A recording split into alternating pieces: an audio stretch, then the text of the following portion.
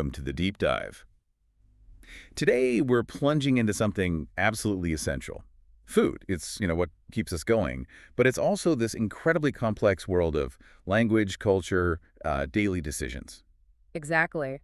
We've looked at sources covering a whole range from analyzing how people actually talk about grabbing a quick meal all the way to, well, more technical guides on nutrition and cooking terms. And our mission here is to get a really solid grasp on it all pretty quickly. We want to explore the food itself, sure, but also the language we use and why that matters for health, for culture. Yeah, we're trying to synthesize everything from, say, fast food vocabulary right up to the language of a big family feast or advanced cooking techniques. It's a wide spectrum. Okay, let's unpack this then.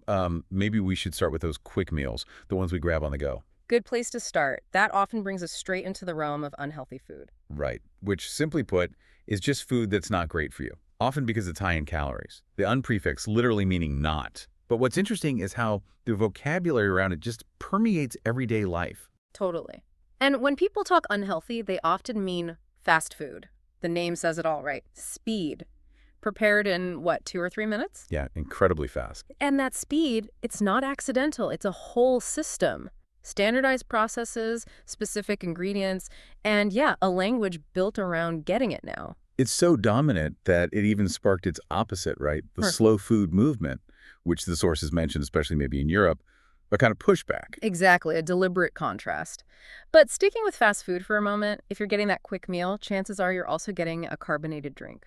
The fancy term for soda or a fizzy drink. Right. And the key thing isn't really the science of bubbles from gas, carbon dioxide. It's how common it is. Uh-huh. In a lot of the conversation samples we saw, especially from Western contexts, it's almost the default assumption for a drink with fast food. Whereas in other places, maybe still water is the norm. Could be. And what gives that soda its kick? Often fructose syrup? Right, basically sugar. Often corn syrup because it's usually made from corn. And the sources really highlighted this ingredient. It's like a marker for highly processed food delivers a ton of calories, but not much else nutritionally. So moving from the food's chemistry to, like, the conversation's chemistry, the sources pulled out some key phrases that show what people mean, like, let's go grab a bite to eat. Yeah, that phrase isn't just let's eat.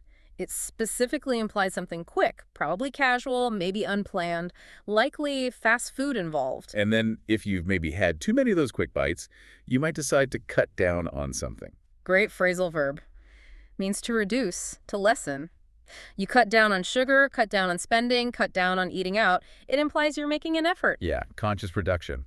And this actually leads to a grammar point the sources flagged. It apparently trips up a lot of speakers using how about. Oh, right. I think I know this one. People misuse it. It's strictly for making a suggestion, like how about we go home, or how about pizza tonight? Exactly. Proposing something. You can't use it like how was. Asking how at your weekend is just wrong grammatically. Right, it should be how was your weekend? It's subtle, but using how about signals you're suggesting, not asking about the past. Okay, so sticking with quick meals for a second. Yes. The sources listed some favorites, right?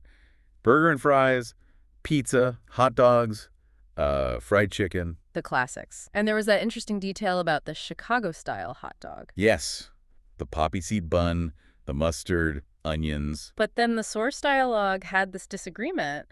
One person was absolutely against mustard or relish, which for a Chicago dog, that's almost heresy, isn't it? They're famous for piling on the toppings. It really shows how personal even the vocabulary for one specific dish can be. Wild. And that personalization, that focus on individual preference, it's actually a good bridge to our next topic, moving from the quick, maybe solo meal to something more communal, more complex. The barbecue. The BBQ. The quintessential social food event.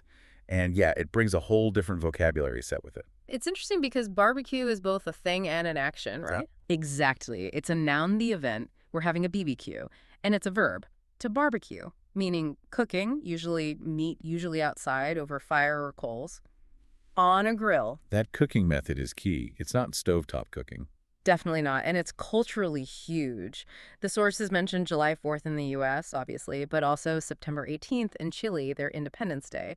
The smell of the asado, the barbecue is everywhere. That communal aspect requires planning. Yeah. Starting with the food itself. You don't just throw meat on the fire. Well, sometimes you do, but often for things like steaks or chicken, you marinate them first. Okay, so marinate. That's a technical term. It is. It means letting the meat sit in a mix. Could be spices, herbs, something acidic like lemon juice, maybe even yogurt like in Indian cooking. It's all about adding flavor and sometimes tenderizing it a bit before it hits the heat. And it's not just the meat. You need the right bread, right? Like hamburger buns are round, hot dog buns are long and folded. Specific tools for specific foods, and if you want variety, maybe you make kebabs. The skewers. Meat and veggies on a stick. Yep, often grilled. Very common in the Middle East, but now you see them everywhere at barbecues. And you need serving sizes. Did you see the mention of a couple dozen? Yeah, like eggs come in a dozen, which is Yeah. 12, so a couple dozen would be 24. Usually around 24, maybe 25. It implies a decent quantity for a group. Okay, so beyond the food, a big barbecue needs stuff, infrastructure, Right. You need somewhere for people to sit, so lawn furniture. which is basically outdoor furniture, right? Right. Plastic, metal, something that won't get ruined by rain on the grass, the lawn. Exactly. And maybe a tent for shade, or if it might rain, or, for camping, but here it's usually just for shelter during the event. And tools for serving and keeping things organized, like the cooler. Essential piece of kit. That plastic box, not electric, you fill it with ice to keep drinks and food cold, or sometimes, funnily enough, to keep hot things warm. Insulated box, basically. And for cleaning up. The sources mentioned servettes. Ah, yes. Which is just the British term for napkins, right? Paper for wiping your hands and mouth. The fact that popped up shows the sources were probably drawing from different English-speaking places. Even simple things have regional names. It really highlights the difference. You've got this super fast transactional language of fast food, and then this much more descriptive, specialized, sometimes regional vocabulary for something like a BBQ. Yeah, the more complex the social situation around the meal, the richer the language needs to be. Which kind of brings us to the bigger picture. What is food, fundamentally? How do we categorize it? Okay, zooming out. The sources define food pretty straightforwardly. Substances we eat or drink to live, grow, stay healthy, made up of nutrients, carbs, proteins, fats, vitamins, minerals. The basic building blocks. But then how do we classify the foods themselves? The sources pointed to a few main categories. First, natural foods. Things straight from nature, right? Fruits, vegetables, nuts, seeds, grains like wheat or rice, basically unaltered. Pretty much. But then you get into processed foods, and this category is massive. Yeah, anything that's been altered during preparation. Bread counts, canned soup. Even that fructose syrup we talked about earlier. They often have added sugar, salt, preservatives, things to change the flavor, texture, or make them last longer. Understanding that processing level is really key for health. And the third category was cooked foods, which is just about the method, right? Boiling, baking, grilling, frying. Exactly. But the method makes a huge difference, not just to taste, but to health and even the words we use to describe it. Like the fried chicken example. The sources might describe it as greasy or oily. That's about its texture, how it feels. Precisely, the texture. Compare that to, say, grilled kebabs. They might have a bit of char or crispness on the outside. Totally different feel, different flavor profile. Flavor, texture. Yeah. And then there's cuisine. That's another level up. Right. Cuisine refers to a whole style of cooking. Italian food, pizza, spaghetti. Japanese food, sushi, tempura. Mexican tacos, enchiladas. It shows food isn't just fuel. It's identity. It's culture. Absolutely. The sources really emphasize that. Food reflects history, where you live, celebrations. Think birthday cakes, holiday feasts. Or even that big BBQ we talked about. Being able to host that, share grilled meat, it says something about abundance, community. Just like specific dishes in other cultures reflect their own stories, it connects us all, really. So, bringing it back to health, the main takeaway seems to be about balance. Yeah, getting a good mix of those nutrients, proteins from meat or eggs, carbs from rice or bread, healthy fats from nuts or oils, plus vitamins and minerals from fruits and veggies. And the unhealthy stuff, it's okay sometimes, just not all the time. Exactly. Occasional treat, not the daily default. Now, to help lock in some of this vocabulary, the sources had a few fun facts, little surprises. Oh yeah.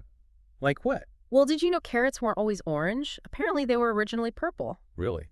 Purple carrots. And honey, that natural sweetener, it literally never spoils. Archaeologists have found pots of honey in ancient tombs that are still edible. Wow. Thousands of years old. Okay, that's impressive. And here's one that messes with our categories. Bananas are technically berries. Wait, what?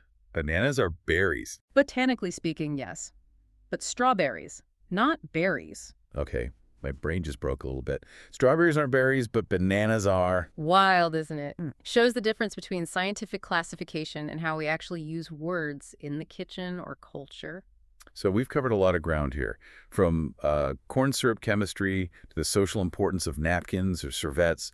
It really shows how incredibly rich the world of food language is. Definitely. Whether you're just trying to, cut down on junk food or you're planning a massive family barbecue, understanding these terms helps you appreciate everything around the food, the social side, the Yeah. cultural meanings, the technical bits. Right. So here's a final thought for you to mull over. We learned food is fundamental, obviously, but classifying it gets weird fast, like bananas being berries. We talked about natural foods versus highly processed fast food for health reasons.